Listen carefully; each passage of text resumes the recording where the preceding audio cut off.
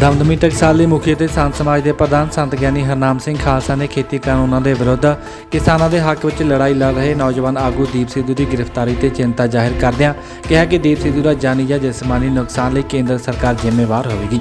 ਉਹਨਾਂ ਮਜ਼ਦੂਰਾਂ ਦੇ ਹਿੱਤਾਂ ਦੀ ਰਖਵਾਲੀ ਕਰਨ ਵਾਲੀ ਬੀਬੀ ਨਵਦੀਪ ਕੌਰ ਨਾਲ ਪੁਲਿਸ ਹਿਰਾਸਤ ਵਿੱਚ ਹੋ ਰਹੇ ਅਣਮਨੁੱਖੀ ਤਸ਼ੱਦਦ ਅਤੇ ਅਨਿਆਂ ਦਾ ਵੀ ਸਖਤ ਨੋਟਿਸ ਲਿਆ ਹੈ। ਪ੍ਰੋਫੈਸਰ ਸਰਚੰਦ ਸਿੰਘ ਦੇ ਅਨੁਸਾਰ ਦਮਦਮੀ ਟਕਸਾਲ ਦੇ ਮੁਖੀ ਨੇ ਕਿਹਾ ਕਿ ਦੀਪ ਸਿੱਧੂ ਕੋਈ ਵੱਡਾ ਆਰੋਪੀ ਨਹੀਂ ਹੈ, ਉਸ ਨੂੰ ਝੂਠੇ ਕੇਸ ਵਿੱਚ ਫਸਾਇਆ ਜਾ ਰਿਹਾ ਹੈ।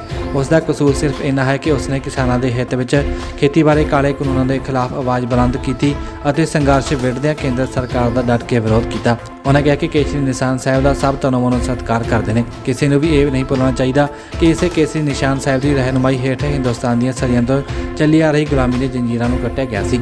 ਰਾਜ ਸਭਾ ਵਿੱਚ ਪ੍ਰਧਾਨ ਮੰਤਰੀ ਸ਼੍ਰੀ ਨਰਿੰਦਰ ਮੋਦੀ ਵੱਲੋਂ ਸਿੱਖ ਕੌਮ ਨਾਲ ਜਿਤਾਏ ਗਏ ਹੇਜ ਸੰਬੰਧੀ ਬੋਲਦਿਆਂ ਦਮਦਮੀ ਟਕਸਾਲ ਦੇ ਮੁਖੀ ਨੇ ਕਿਹਾ ਕਿ ਮੋਦੀ ਨੂੰ ਸਿੱਖਾਂ ਦੀ ਵਾਕਿਆ ਹੀ ਕਦਰ ਹੈ ਤਾਂ ਉਹ ਕੇਂਦਰ ਸਰਕਾਰ ਵੱਲੋਂ ਬਣਾਏ ਗਏ ਕਿਸਾਨੀ ਬਾਰੇ ਤਿੰਨੇ ਕਾਲੇ ਕਾਨੂੰਨ ਤੁਰੰਤ ਵਾਪਸ ਲੈਂਦਿਆਂ ਕਿਸਾਨ ਸਮੱਸਿਆ ਦਾ ਤੁਰੰਤ ਹੱਲ ਕਰਨ ਅਤੇ ਕਿਸਾਨੀ ਅੰਦੋਲਨ ਦੇ ਨਾਲ ਜੁੜੇ ਨੌਜਵਾਨਾਂ ਤੇ ਪਾਏ ਗਏ ਕੇਸ ਵਾਪਸ ਲੈਂਦਿਆਂ ਉਹ ਨੌਜਵਾਨਾਂ ਨੂੰ ਤੁਰੰਤ ਰਿਹਾ ਕਰਨ ਦੀ ਮੰਗ ਕੀਤੀ।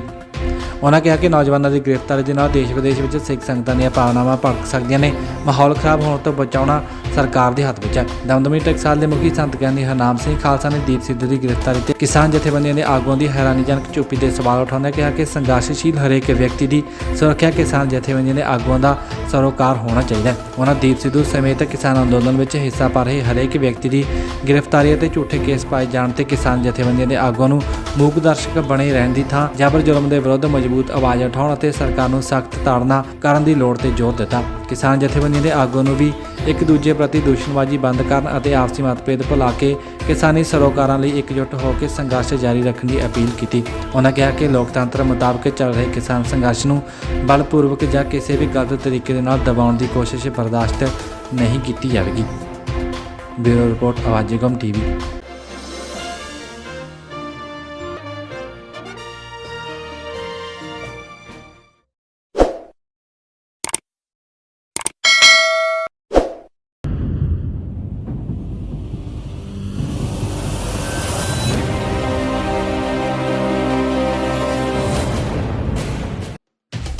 ਦਮਦਮੀ ਟਕਸਾਲ ਦੇ ਮੁਖੀ ਅਤੇ ਸੰਤ ਸਮਾਜ ਦੇ ਪ੍ਰਧਾਨ ਸੰਤ ਗਿਆਨੀ ਹਰਨਾਮ ਸਿੰਘ ਖਾਲਸਾ ਨੇ ਖੇਤੀ ਕਾਨੂੰਨਾਂ ਦੇ ਵਿਰੁੱਧ ਕਿਸਾਨਾਂ ਦੇ ਹੱਕ ਵਿੱਚ ਲੜਾਈ ਲੜ ਰਹੇ ਨੌਜਵਾਨ ਆਗੂ ਦੀਪ ਸਿੱਧੂ ਦੀ ਗ੍ਰਿਫਤਾਰੀ ਤੇ ਚਿੰਤਾ ਜ਼ਾਹਿਰ ਕਰਦਿਆਂ ਕਿਹਾ ਕਿ ਦੀਪ ਸਿੱਧੂ ਦਾ ਜਾਨੀ ਜਾਂ ਜਿਸਮਾਨੀ ਨੁਕਸਾਨ ਲਈ ਕੇਂਦਰ ਸਰਕਾਰ ਜ਼ਿੰਮੇਵਾਰ ਹੋਵੇਗੀ।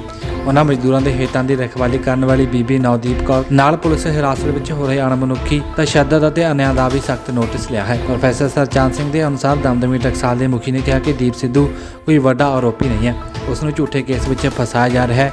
ਉਸ ਦਾ ਕਸੂਰ ਸਿਰਫ ਇੰਨਾ ਹੈ ਕਿ ਉਸਨੇ ਕਿਸਾਨਾਂ ਦੇ ਹਿੱਤ ਵਿੱਚ ਖੇਤੀ ਬਾਰੇ ਕਾਲੇ ਕਾਨੂੰਨਾਂ ਦੇ ਖਿਲਾਫ ਆਵਾਜ਼ ਬੁਲੰਦ ਕੀਤੀ ਅਤੇ ਸੰਘਰਸ਼ ਵਿੱਢਦਿਆਂ ਕੇਂਦਰ ਸਰਕਾਰ ਦਾ ਡਟ ਕੇ ਵਿਰੋਧ ਕੀਤਾ। ਉਹਨਾਂ ਕਿਹਾ ਕਿ ਕੇਸਰੀ ਨਿਸ਼ਾਨ ਸਾਹਿਬ ਦਾ ਸਭ ਤਨੋਂ ਮਨੋਂ ਸਤਿਕਾਰ ਕਰਦੇ ਨੇ। ਕਿਸੇ ਨੂੰ ਵੀ ਇਹ ਨਹੀਂ ਭੁੱਲਣਾ ਚਾਹੀਦਾ ਕਿ ਇਸੇ ਕੇਸਰੀ ਨਿਸ਼ਾਨ ਸਾਹਿਬ ਦੀ ਰਹਿਨੁਮਾਈ ਹੇਠ ਹਿੰਦੁਸਤਾਨ ਦੀਆਂ ਸਦੀਆਂ ਤੋਂ ਚੱਲੀ ਆ ਰਹੀ ਗੁਲਾਮੀ ਦੀ ਜੰਜੀਰਾਂ ਨੂੰ ਕੱਟਿਆ ਗਿਆ ਸੀ।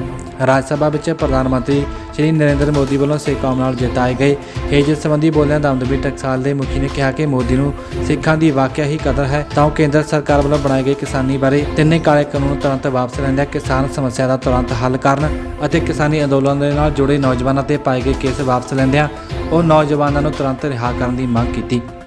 ਉਹਨਾਂ ਕਿਹਾ ਕਿ ਨੌਜਵਾਨਾਂ ਦੀ ਗ੍ਰਿਫਤਾਰੀ ਦੇ ਨਾਲ ਦੇਸ਼ ਵਿਦੇਸ਼ ਵਿੱਚ ਸਿੱਖ ਸੰਗਤਾਂ ਦੀਆਂ ਭਾਵਨਾਵਾਂ ਭੜਕ ਸਕਦੀਆਂ ਨੇ।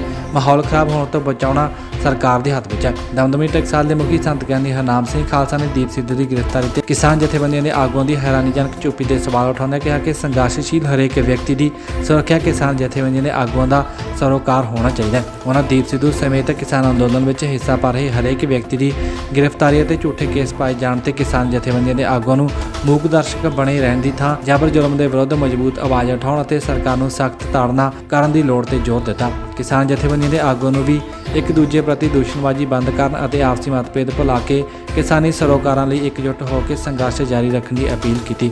ਉਹਨਾਂ ਕਿਹਾ ਕਿ ਲੋਕਤੰਤਰ ਮੁਤਾਬਕ ਚੱਲ ਰਹੇ ਕਿਸਾਨ ਸੰਘਰਸ਼ ਨੂੰ ਬਲਪੂਰਵਕ ਜਾਂ ਕਿਸੇ ਵੀ ਗਲਤ ਤਰੀਕੇ ਦੇ ਨਾਲ ਦਬਾਉਣ ਦੀ ਕੋਸ਼ਿਸ਼ ਬਰਦਾਸ਼ਤ ਨਹੀਂ ਕੀਤੀ ਜਾਵੇਗੀ। ਬਿਊਰੋ ਰਿਪੋਰਟ ਆਵਾਜ਼ੇ ਕੌਮ ਟੀਵੀ।